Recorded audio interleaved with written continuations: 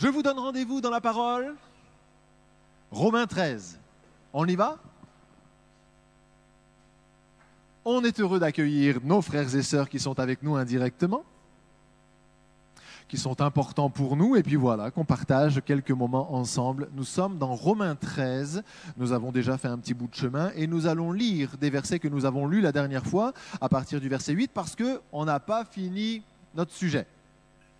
Romains 13, verset 8, souvenez-vous, ne devez rien à personne, si ce n'est de vous aimer les uns les autres, car celui qui aime les autres a accompli la loi. En effet, les commandements qui disent « tu ne commettras pas d'adultère, tu ne tueras point, tu ne déroberas point, tu ne convoiteras point » et ce qu'il peut encore y avoir, et il y en a un paquet, se résument dans cette parole « tu aimeras ton prochain comme toi-même ».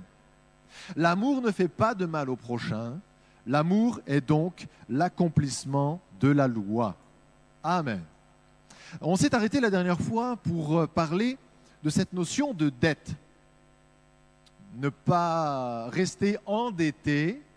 Et si quelqu'un doit être redevable, je voudrais que ce soit les autres, dans le sens où je leur aurais donné plus que ce que je leur devais. On veut être généreux, généreux dans les relations, généreux dans le soutien, généreux dans tout ce qu'on peut transmettre à quelqu'un. Mais il y a cette réalité de l'amour vis-à-vis de laquelle nous serons toujours redevables parce que notre modèle est en Christ. Nous n'aurons jamais assez aimé ni Dieu ni notre prochain. Ne devez rien à personne si ce n'est de vous aimer les uns les autres. Ici, aujourd'hui, je voudrais considérer ce lien permanent qui est fait dans ce passage entre la loi et l'amour. C'est un lien...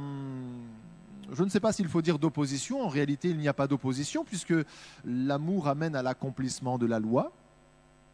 Mais nous comprenons bien que l'amour, lorsqu'il existe, lorsqu'il est répandu et vécu à une certaine échelle, avec une certaine intensité, rend la loi inutile.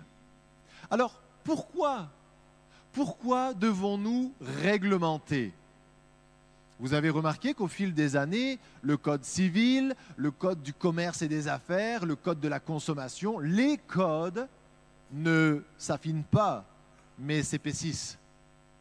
Ça n'en finit jamais de s'épaissir. Nous sommes dans un monde qui réglemente beaucoup. Quelles sont donc les raisons de la réglementation? On dira que certaines réglementations existent pour pallier le manque de maturité.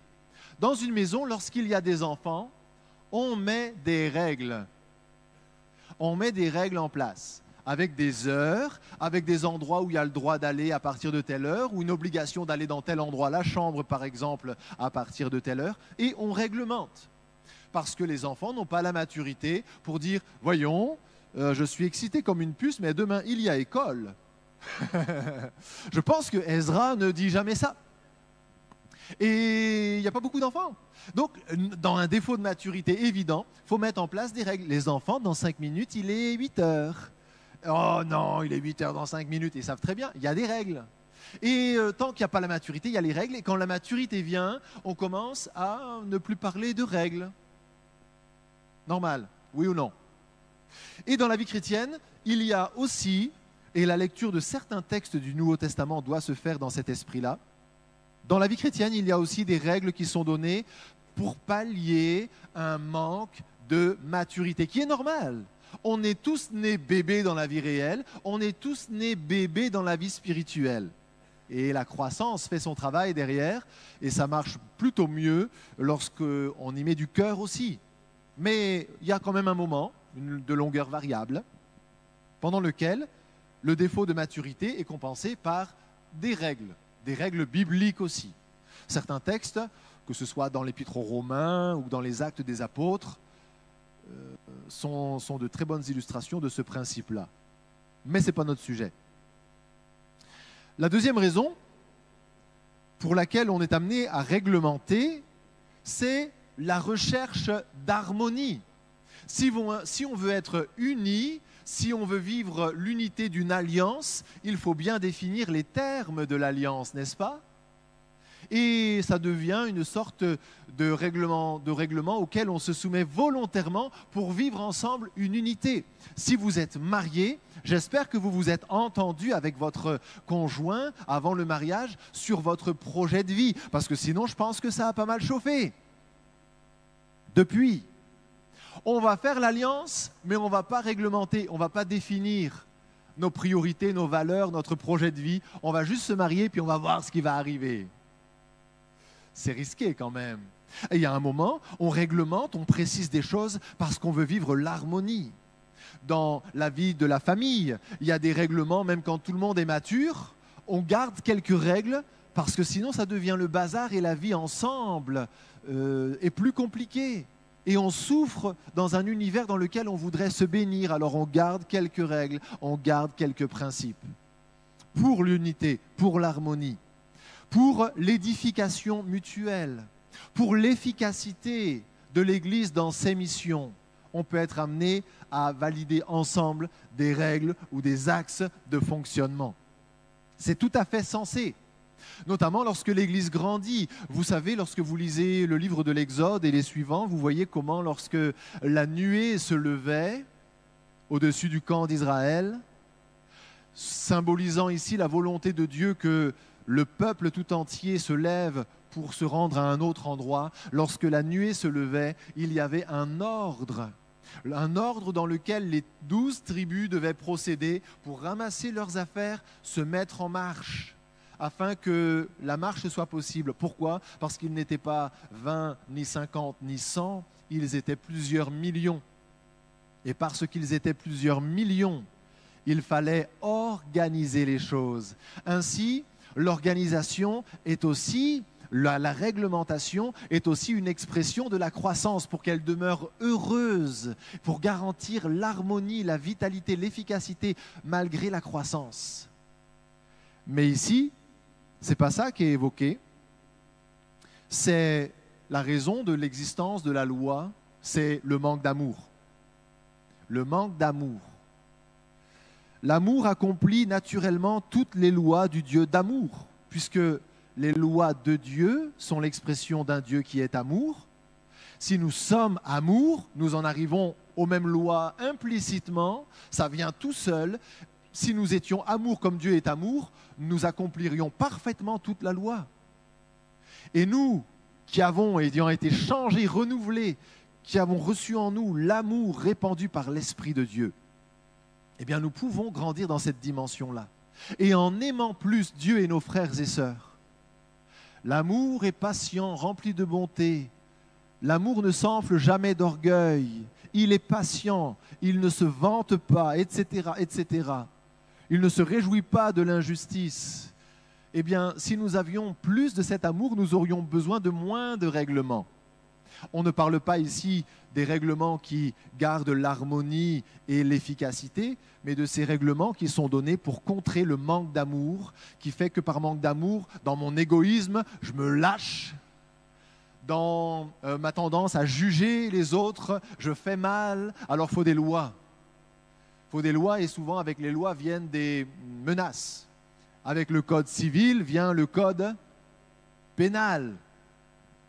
Il faut faire ça, il faut faire ça, il faut faire ça. Si vous ne faites pas ça, vous aurez ça. Si vous ne faites pas ci, vous aurez ci. C'est ainsi que la loi vient compenser parfois un manque de maturité, parfois répondre à un désir d'efficacité, mais la loi vient aussi compenser un manque d'amour. Dans une église, dans les églises, ce qu'on peut admettre, c'est que plus on a d'amour et de maturité, moins on a besoin de règles. Plus on a d'amour et de maturité, moins on a besoin de règles. Même pour garder l'unité, l'harmonie et l'efficacité. Mais si on manque d'amour, de maturité, alors là, on a besoin de mettre des règles. Et vous savez, dans une église, quand on a besoin de mettre des règles en place, ce n'est pas bon signe. Ce n'est pas que c'est mal de mettre des règles en place. Parce que normalement, les règles, ça ne devrait poser de problème à personne. À qui les règles, lorsqu'elles sont bonnes et conformes à la parole, à qui les règles peuvent-elles poser problème? Sinon, à ceux qui manquent d'amour.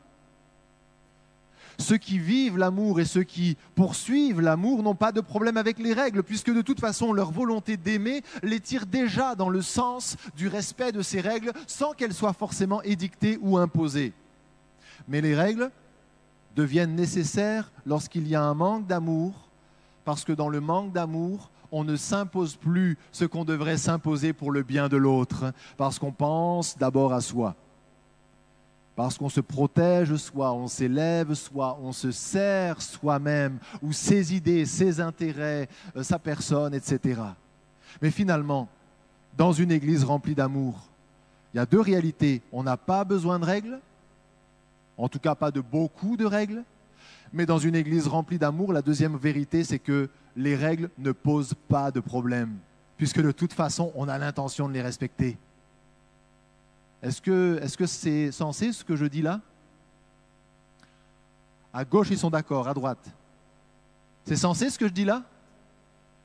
Ça colle? L'amour ne fait pas de mal au prochain. L'amour est donc l'accomplissement de la loi. Magnifique, magnifique. Eh bien, voilà les quelques remarques qu'il valait la peine de se faire en complément de ce que nous nous sommes déjà dit mardi dernier sur ce texte-là. L'amour est donc l'accomplissement de la loi.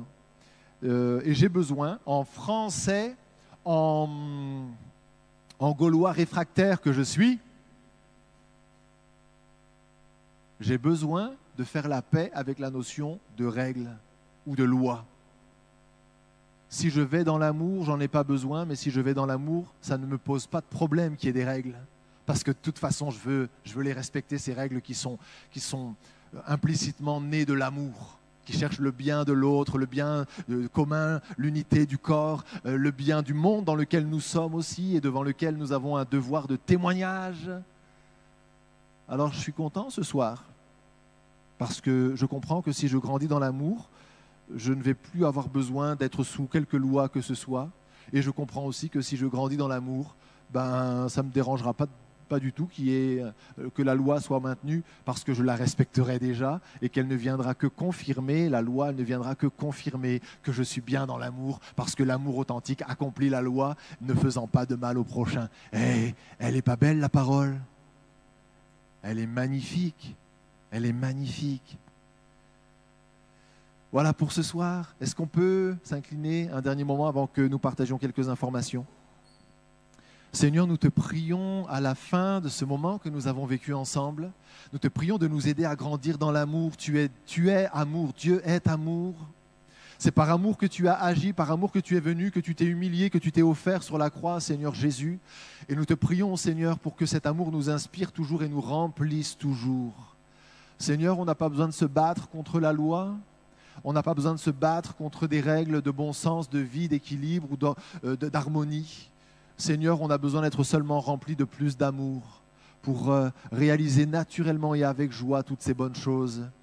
Merci, Seigneur, de nous donner la maturité dont nous avons besoin aussi, de nous donner la vision de l'édification commune, de nous donner aussi, Seigneur, d'aimer notre prochain, de t'aimer, d'aimer l'Église, plus que nous-mêmes. C'est notre prière ce soir à la lecture de ces passages. Dans le merveilleux nom de Jésus, nous te demandons et nous recevons encore ces choses. Amen. Amen.